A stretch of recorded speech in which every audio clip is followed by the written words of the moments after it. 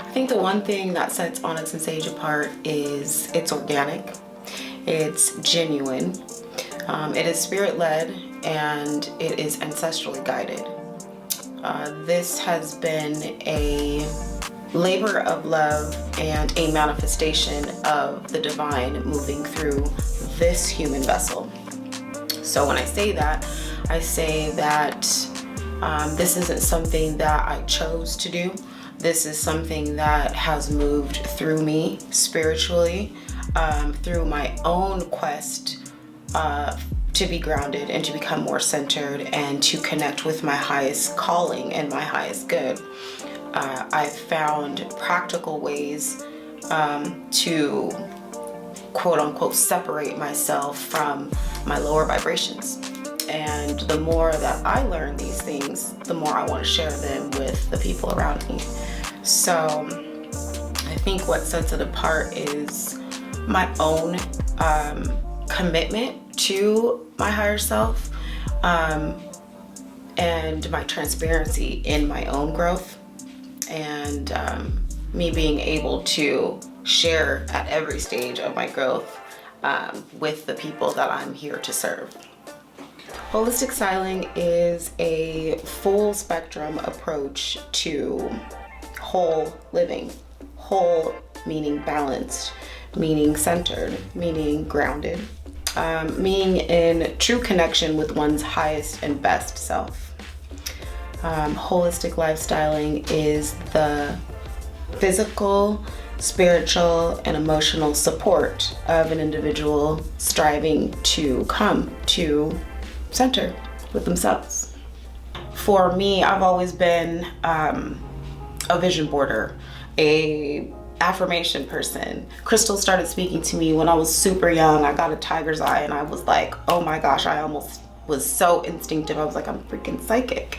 So at that time, I went through the Bible actually, because I grew up Christian, and I found every reference that I could to a crystal.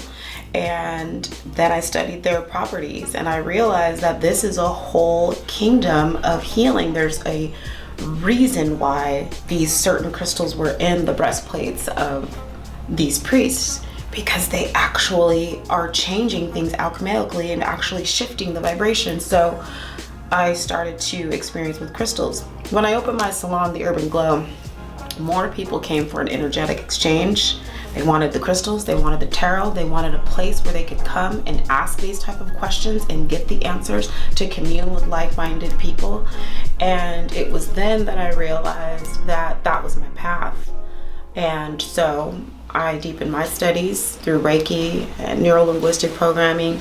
I've got books and books and books. The world became my own universe and university. And I studied and continue to study different healing modalities so that I can be of service to my community and the planet at large. However, my vessel is to be used to serve. I am 100% committed to my own wholeness, my own balance, and with that, I can't help but to vibrate and let that penetrate to anyone that I come in contact with. So it is my business to serve and to serve with love. Reiki is amazing because a lot of the pain, a lot of the fatigue, a lot of the stress that we feel is for energetic reasons. They may be ours, they may be passed on through generations, or they may be stuff that we have tucked away so far that we don't even realize subconsciously that it's affecting us in our waking life. Reiki is amazing because it goes in to heal those things and seal those things and to purge those things and to then love those things back into balance. It's amazing what happens, especially with women. We stuff things in our womb. We're like, every time we say, I'm okay, it's fine, nothing, that energy goes somewhere in our body.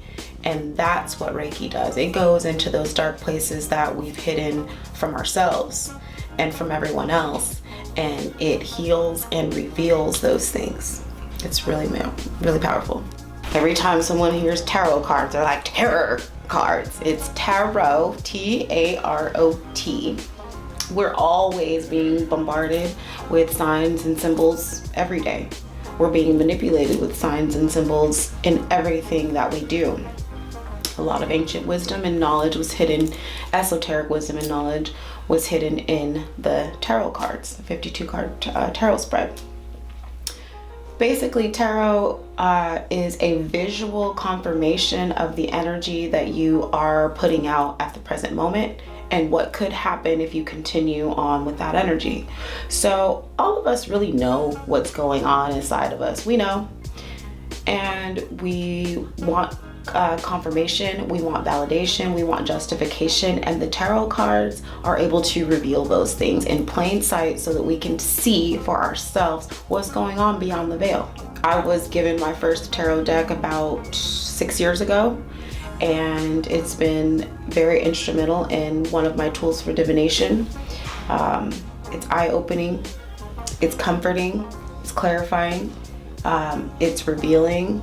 Sometimes it's hurtful because the truth is hidden in plain sight and we don't want to see it, but the tarot does reveal those things.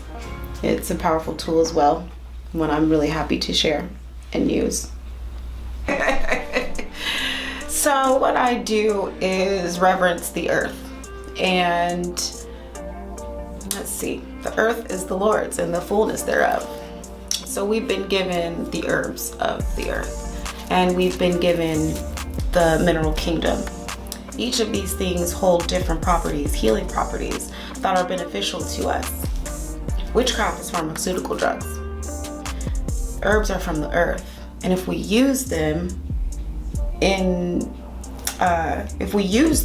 properly, then we're healed by these things, right? If we use them, then we can cleanse ourselves. If we use them, we can have hallucinogenic trips. We can also use them to better ourselves, right? And better our relationship with Mother Nature and with the earth. So when we're using the herbs, we're reverencing the earth. We are actually in communion with the earth, right? We're working with her and not against her to heal her and to heal us.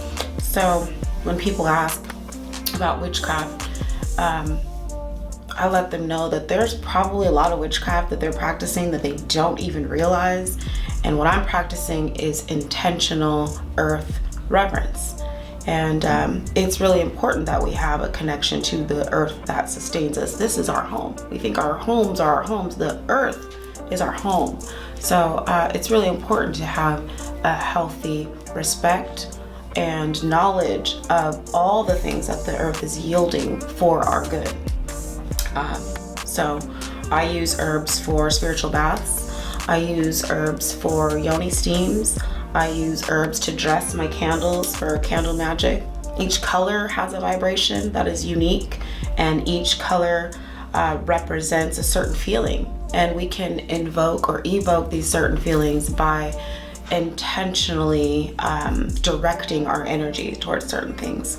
So say you are living with a bunch of fear. Well, banish that fear. Grab your black candle and write down the things that you are fearing and burn that candle as a sign. People take communion as a sign. We burn our candles as a sign, or we rip up our paper and burn it up as a sign that we're burning up our fears, we're burning up our guilt, we're burning up our shame. So these are ways that we are actually becoming alchemists of our own life. Future of Onyx Sage, Onyx and Sage, is Onyx and Sage healing lounges. These will be opened up in cities near you. It'll be a one-stop shop where you can come in and receive Reiki. You can actually do and receive or make your spiritual bath and have it administered on site. You can sit in one of our yoni steaming coves and have a yoni steaming session. It will be a space where other practitioners can come and create events that are catered to the betterment and be like a catalyst for spiritual growth and expansion. There'll be retail products, so everything from your crystals and herbs to your candles and books. Everything that I'm learning I want to share. So I want a space where I can do that all day, every day, and share it with my community at large. You can contact us at onyxandsagelifestyle.com. can find us on Instagram at Onyx and Sage _, and our Facebook page is Onyx and Sage as well.